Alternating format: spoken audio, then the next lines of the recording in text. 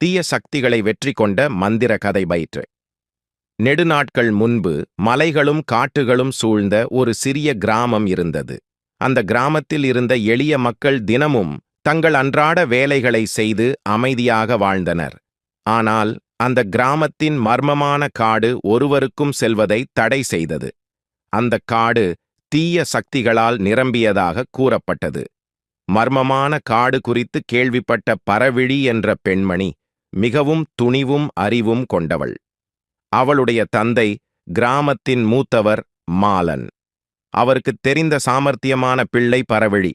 பரவிழி தனது சிறுவயது முதலே காற்றிலும் நிழலிலும் விளையாடி வளர்ந்தாள்.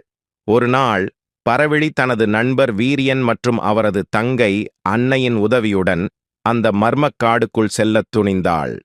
அவர்கள் மூவரும் அவர்களது இரு குடுவை தண்ணீர், சில குருத்து, மண்கோல் ஆகிய